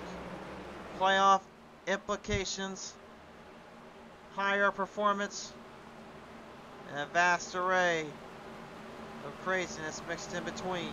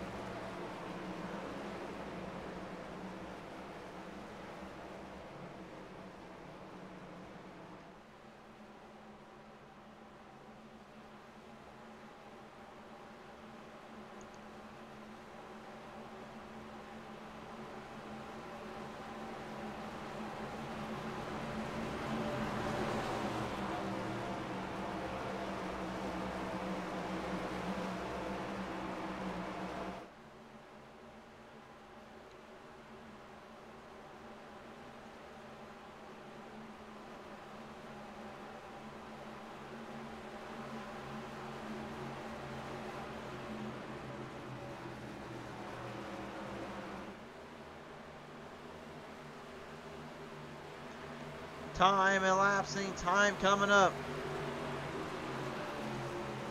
They have but just 10 laps left to finish the score and to finish what they started. To the front straightaway, back to the green. Who is going to advance to the round of 8 in the playoffs? This could settle it up, and this could give us a good idea who can be advancing in, but not without trouble behind. The closer and the Jackson, many others involved in a huge wreck in turn 1.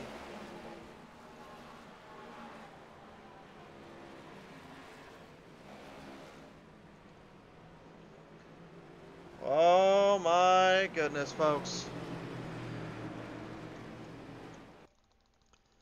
Well, I'm not even sure where to begin with this one. I just know what we saw right up front. Looks like a bit of a slowdown there. Hervatin clips to 21, and then everything else goes haywire.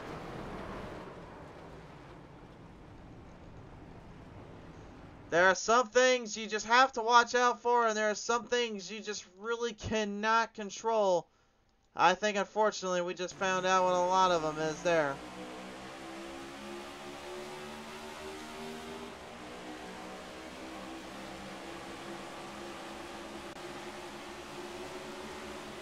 Slow down there. There goes Hervatin. Clips to 21. Starts the wreckage and spun out, crashed out, and nobody was left okay on that.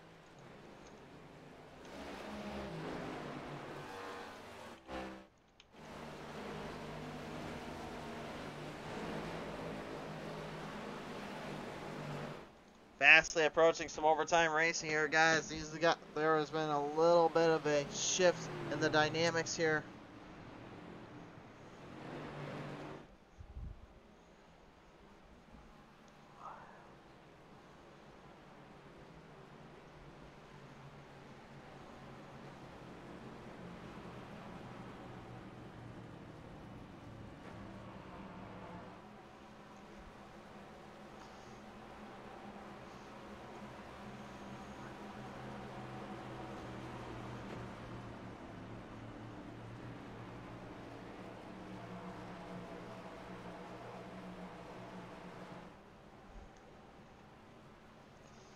To be honest, I don't even know what to think really anymore. I thought we are going to see ourselves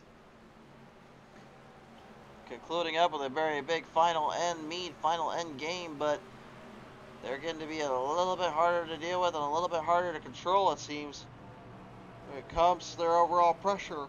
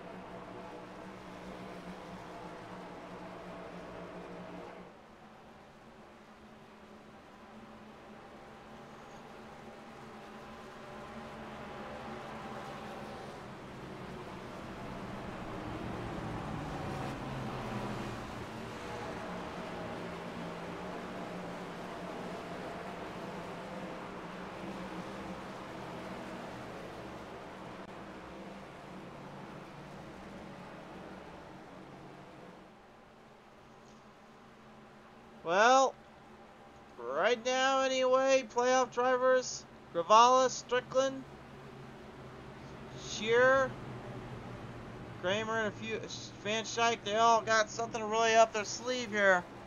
I'd like to know because they're going to need a bit of it here.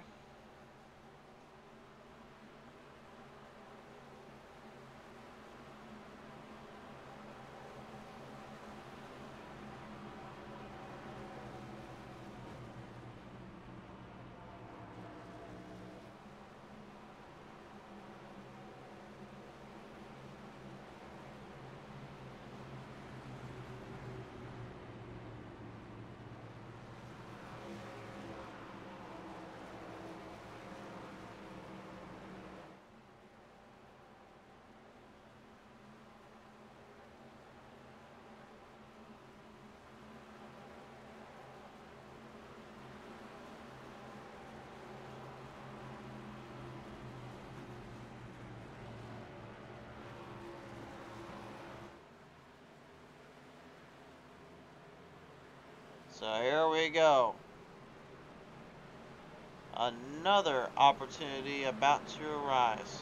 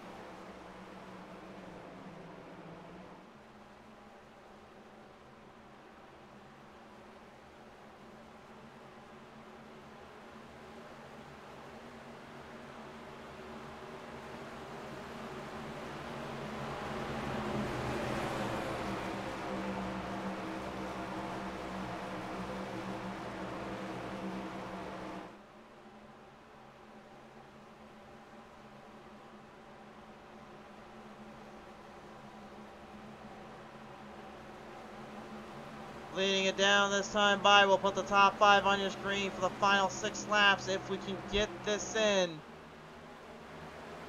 Who is to say who's going to be able to bring this one home? Who is to say we're going to finish it out?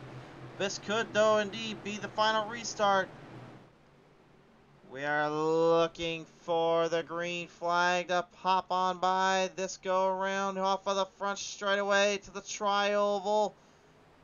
Here we go once more.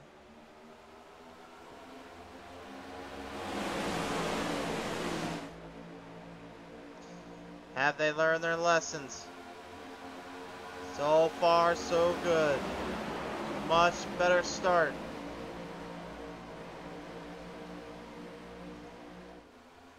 A much better go. Watch carefully. As you see movers coming up from the front. Kramer trying to get in there in between. 4 wide down the back half.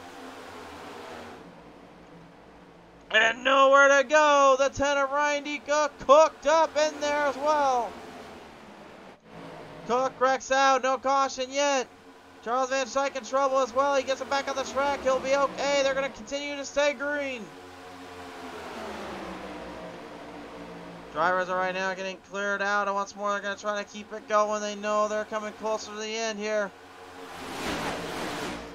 Gravala with maybe a Hail Mary attempt, trying to stabilize the front, but look out for the Sim 500 crew as they go caution out again. Michael Strickland involved in the wreck as well. Joey Gattina, Dakota Kramer, John Hickman Jr., Michael Strickland, Nathan Bogart, they are all involved in the wreck here. And I believe that Biscotti's down there as well got clipped up in it. We're going to go to some overtime racing here, folks. But here's what happened here. 4 wide off. And you can see, here's the cut down. Sturgill catches Strickland, and then everybody else thrown into that Proud Mag zone again. Aggressive nature and aggressive in fear. These guys were leaving nothing on the table, to say the least. Running in with the presence of mind to back out of there quickly, but Alas wasn't able to escape this as well. Sturgill was able to escape. Yeah, you can see how bad Strickland got hit in that wreck there as well. Kramer got a little bit of a nudge out of it too, it looks like. So there is going to be some damage on some of these guys, some damage up on the cars here.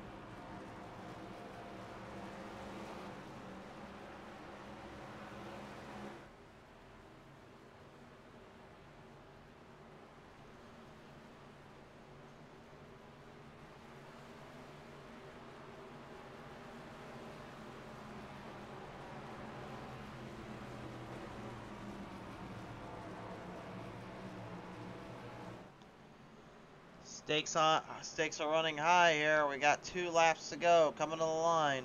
Green, white, checkered attempt. Number 1 coming up.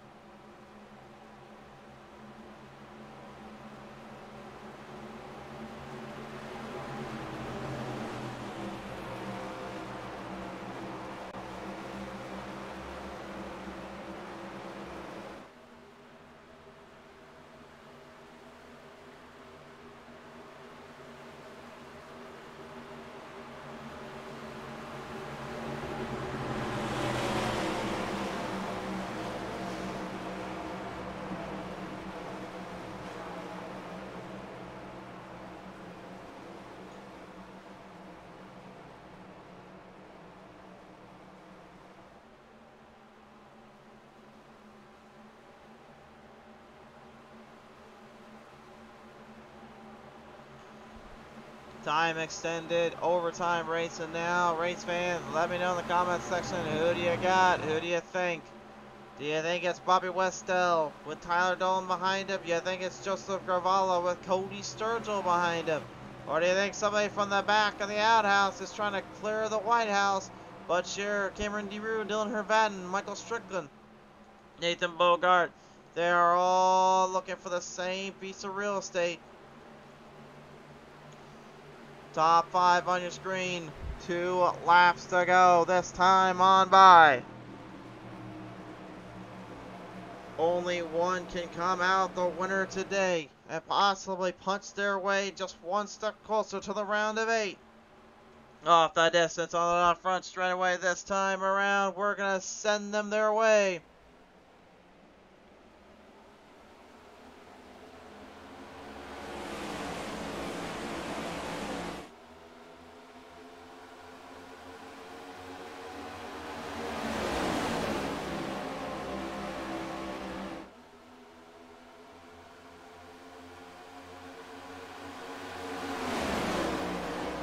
A huge jump on the gate. Westell moving his way up there with Dolan behind. Gravalla, though, can use every ounce of the guys behind him to try to make a run for it.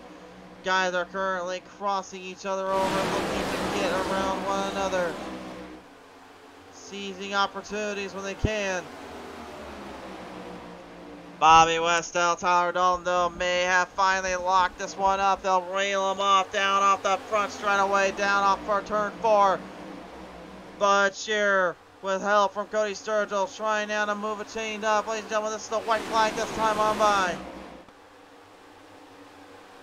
And they wreck hard there, and Jackson's out of here. He's not going to get it in this one. He's going to need help next week. Sturgill goes gone. Strickland gets Trinket out with him. And a huge pile up behind the leaders. Something's got to give. It's another wild Talladega finish coming your way. Who will take it home? Dalton thinks he's got Westell locked up. They'll run him back toward the checkers.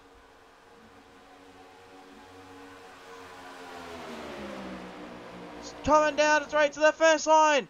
Shearer trying to hold up. They'll bring him down to the finish. One side by side to the finish. And Bobby Westell will hold him off, taking the victory.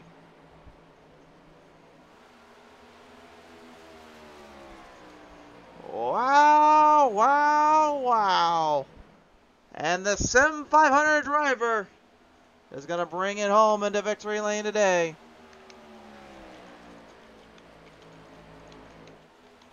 He gave it all he had and gave it then some. He knew he had a partner behind him in Tyler Dalton. And sometimes in racing, one partner makes a difference.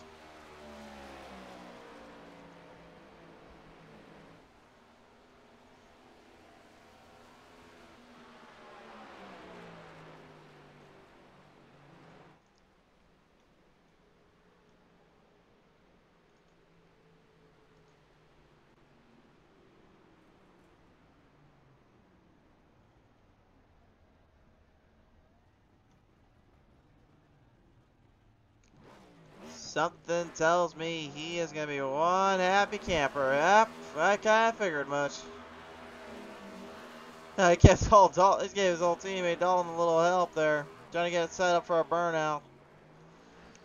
It stepped in the back. No harm foul, but it's all good. What a performance. As the 9 of Westell will swing the smoke and the burn.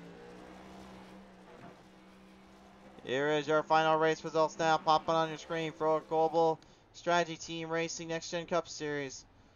Westell and Dalton stealing the show. Hervaden returns with a podium today. Shearer goes 4th. Crane 5th. 6th to Rodigan. 7th to Gravala. 8th to Burkhart. Udding goes 9th. And Cameron DeRue taking home a top 10. That rounds out the top 10 finishers. The rest of your finishers on your screen here.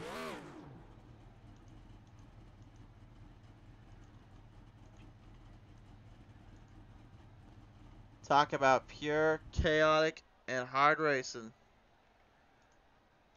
That is the way of the sport. Time to take a listen to your top 3 right now, race fans. It's been quite a time since we've heard from him, but he returns in dramatic fashion. A 3rd place finish for Dylan Hervaden. How's it going, man? It's been a while. It has been a while, sir. And we'll talk about been a while. You were literally been back and forth a long time and a while in this race with these guys, and then all of a sudden get kind of clipped up in a few spots, then taken for another ride or two, and somehow able to come away today for a 3rd place finish. I gotta ask you, who do you want to thank you for that, man? Oh man, I just want to thank these guys for letting me in on such a short notice. It was a lot of fun. Happy to be able to bring this number 6 car out here and do some good with it, man. It looked good riding up front, I'm sure, and just really happy overall with the performance out of the 6 car today. We dropped back there later on, about middle of the race. Kind of had to use the bathroom, so I took the opportunity. Figured I had 40-something laps to get back up there, and man, it was not easy. These guys definitely gave me a run for my money, but I pulled the old. What was it? We were 17th place with 10 to go, and I'm sitting 3rd, so I can't be too mad about it. Probably couldn't have got a couple more spots, but Tyler and Bobby, I think, were working together as teammates, and they did really good, so we really couldn't make a move around them. I probably could have pushed the 93, but got to do what I got to do for myself, and just want to apologize again to the 10. I think I got into the back of him a little bit there, or in the side. I'd have to go back and watch it. It was kind of a rough situation, but overall, the end of the race was that way. And yeah, man, thanks for putting this on, and nice to hear from you again. And hopefully we'll get to see a little bit more now that I get to race with these guys.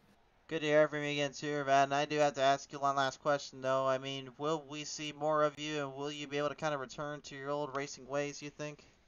Man, I want to let something know. This car, this next-gen race car that iRacing has brought really suits my driving style. And from the flyby days when we were in the Gen 6 Cup cars, I was nowhere near the performance and talent level that the guys above me that were finishing 1st, 2nd, and 3rd every week had. So I have a lot of experience in this car, particularly, and have upped my I rating by about 1,200 points. So you'll see more of me, and hopefully there'll be more wins instead of the one singular Talladega win I have through you guys.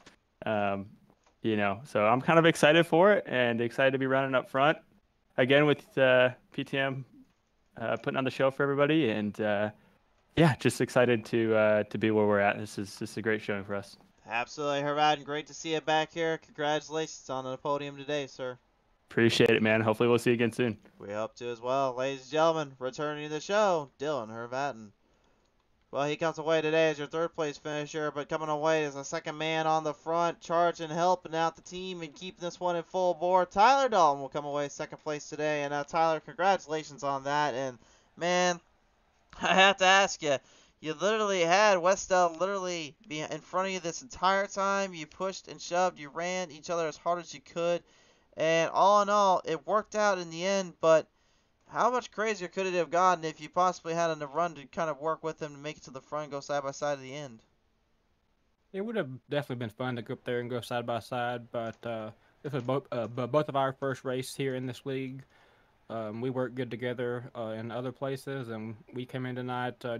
We always work pretty good together. So we just came in tonight with the plan to try to keep us both up front. Whoever was leading was going to be the one getting pushed, and he pushed me a lot for the race. I pushed him, and that last little lunge we made up through the field, we got him up to the lead and me in third, which was perfect. And then we were able to clear the top side on the restart.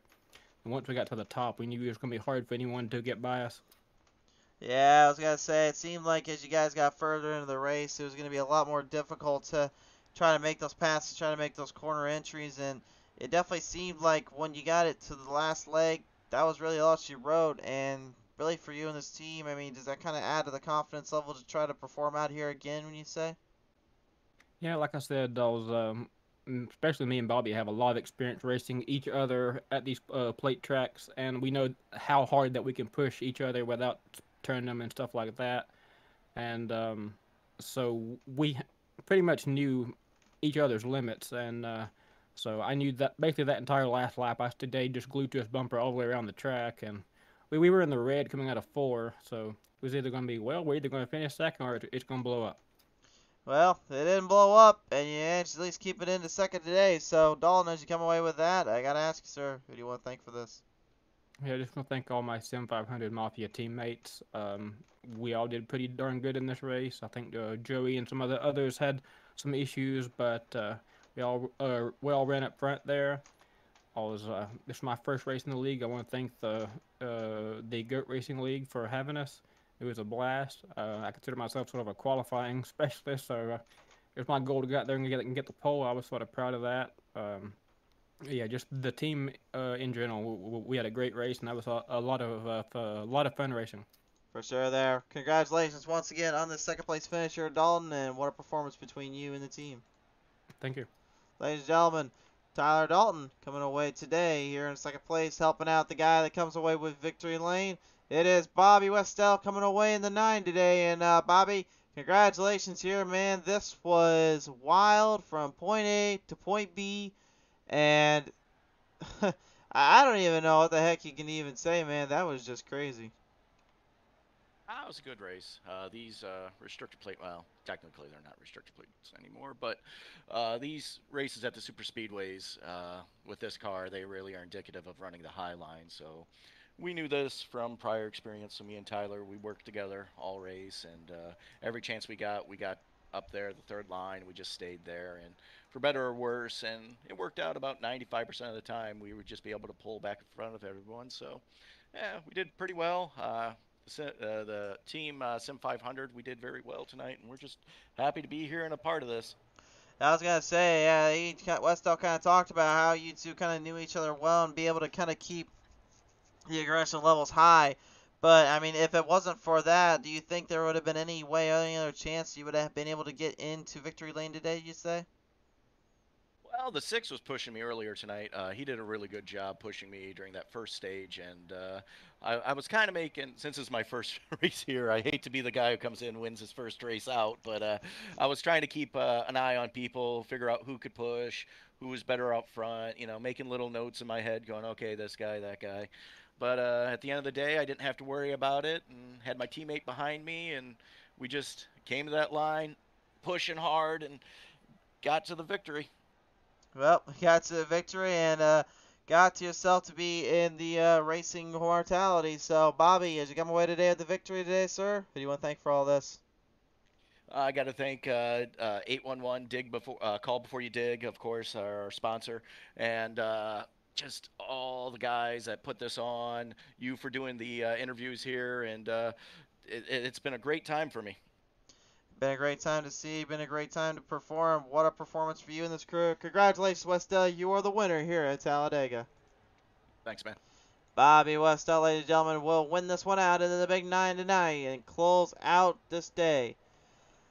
So none of the playoff drivers getting to take home victory today. A very surprising position and performance there. But I think what it all boils down to, race fans, is that anything and everything is possible when you least expect it around these parts. Well, coming your way here live tomorrow night here, Petaluma Racing League is back on display. Charlotte Motor Speedway next on the roster. This was a chaotic one from start to finish, but we appreciate the GOAT Racing League for having us come on and showcase their show. The next time we see them will be live Tuesday night here on the show, so be sure to tune in for that. But for now, we say thank you, God bless, take care everyone, see you next time when the green is flying high.